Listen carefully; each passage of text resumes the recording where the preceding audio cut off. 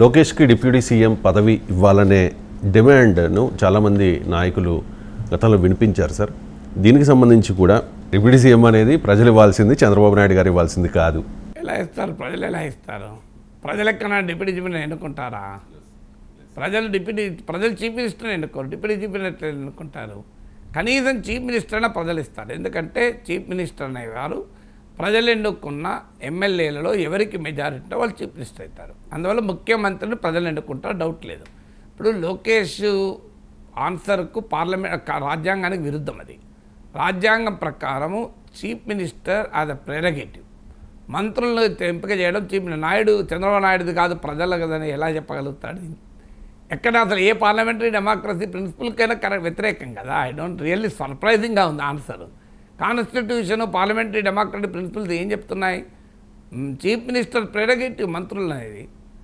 Ministers are appointed on the aid and advice of the chief minister by the governor. ఇది రాజ్యాంగం చెప్పేది. ముఖ్యమంత్రి recommendation మేరకు వాళ్ళని మంత్రులుగా గవర్నర్ నియమిస్తాడు. ఇది రాజ్యాంగం చెప్తుంటే చంద్రబాబు నాయుడు నిర్ణయించాడు, ప్రజలు నిర్ణయిస్తారంటే ప్రజలు ఎలా డిప్యూటీ చీఫ్ మినిస్టర్కి ఎలక్షన్ అయింది? ఎక్కడన్నా ఎలక్షన్ అయితే ప్రజలు నిర్ణయించినట్లు. అసలు ముఖ్యమంత్రికి సంబంధం లేదని అంటున్నారు. ఉప ముఖ్యమంత్రి పదవి ఎవరికి సంబంధం ఉంటుంది? మరి ముఖ్యమంత్రి సంబంధం లేనప్పుడు ఇదే మంత్రులు నియమించడం అనేది ముఖ్యమంత్రి ఇష్టము. ఉప ముఖ్యమంత్రికి అసలు రాజ్యాంగబద్ధమైన హోదాయే లేదు, అది రాజకీయపరమైన హోదా. రాజకీయపరమైన హోదా ఎవరు ఇస్తారు? చీఫ్ మినిస్టర్ ఇవ్వకపోతే ప్రజలు డైరెక్ట్గా ఇస్తారా ఎక్కడైనా? సో సర్ప్రైజింగ్ ఆన్సర్ అసలు. ఇక వాస్తవంగా గోరంట్ల బుచ్చయ్య ఏమన్నాడు? మా జనసేనతో ఉన్న అగ్రిమెంట్ ప్రకారం పవన్ కళ్యాణ్ ఒక్కరే డిప్యూటీ చీఫ్ మినిస్టర్ అన్నారు. ఇప్పుడు ఆ అగ్రిమెంట్ గురించి లోకేష్ మాట్లాడతలేరు. క్లియర్గా పవన్ కళ్యాణ్ ఒక్కడే డిప్యూటీ చీఫ్ మినిస్టర్ అని చెప్పాలి వాస్తవంగా లోకేష్. రెండు పార్టీల మధ్య కుదిరిన అవగాహన ప్రకారము ముఖ్యమంత్రిగా చంద్రబాబు నాయుడు, ఉప ముఖ్యమంత్రిగా పవన్ కళ్యాణ్ ఉంటారు. అందువల్ల నేను ఉప ముఖ్యమంత్రి అన్న ప్రశ్నే ఉత్పన్నం కాదు అనలే.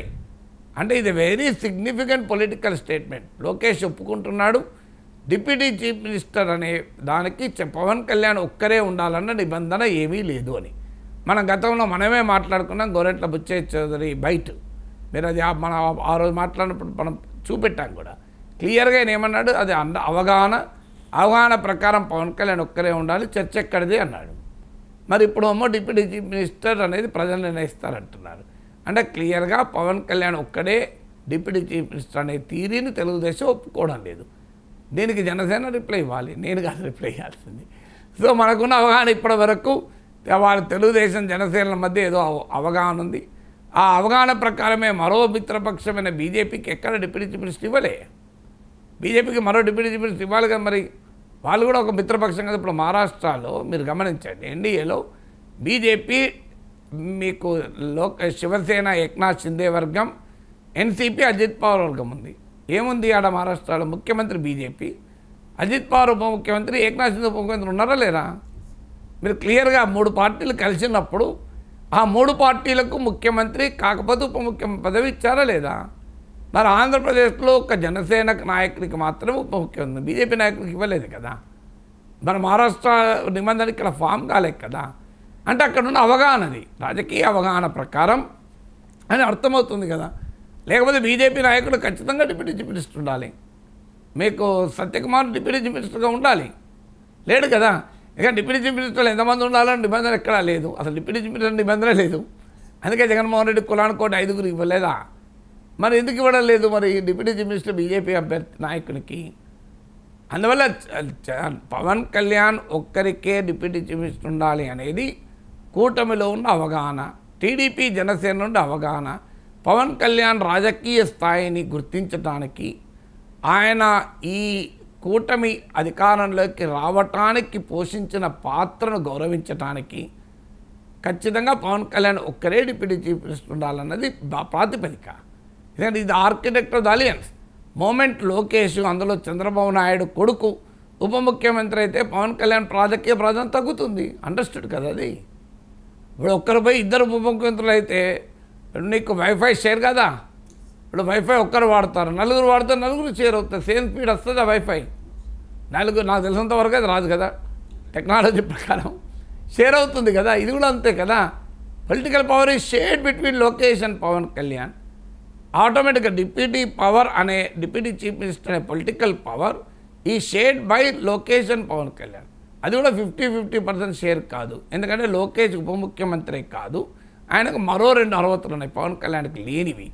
ఒకటి, ఆయన ముఖ్యమంత్రి చంద్రబాబు నాయుడు కొడుకు, సొంతగానే మెజారిటీ ఉన్న తెలుగుదేశం పార్టీకి నాయకుడు, వారసుడు.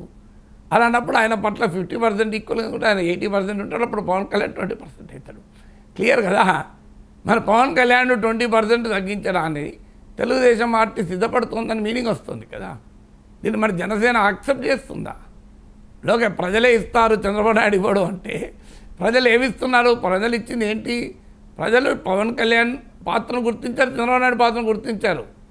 ప్రజలు ఇద్దరికీ అధికారాన్ని కట్టబెట్టారు కదా, కూటమికి కదా. ప్రజలు ఇచ్చింది అది. ఇప్పుడు ప్రజలు మళ్ళీ ఏమిస్తారు? ప్రజలు మళ్ళీ ఎన్నికలు జరుగుతాయి. ఇప్పుడు ఏమన్నా 24లో జరిగిన ఎన్నికలు కదా. మధ్యలో ప్రజలు ఎందుకు వచ్చి ఇచ్చేది కార్యక్రమం ఎక్కడ ఉంటారు? ప్రజా పంపిణీ వ్యవస్థ కాదు కదా ఇది ముఖ్యమంత్రి ఇచ్చేది నిబంధనల ప్రకారం. ముఖ్యమంత్రి సంబంధం లేదంటున్నారు. So I don't understand the answer at all. అంత ఆంధ్రప్రదేశ్ అంత సీనియర్ జర్నలిస్ట్ అడగాలి కదా.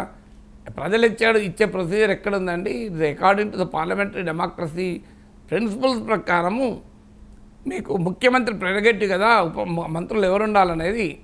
మరి ప్రజలు ఎక్కడ ఎన్నికలు వచ్చారని అడగాలి కదా. వెరీ అన్ఫార్చునేట్, మరి అడిగినట్లేరు మరి. సో మరి అడగాలి కదా. నెక్స్ట్ క్వశ్చన్ వస్తుంది కదా.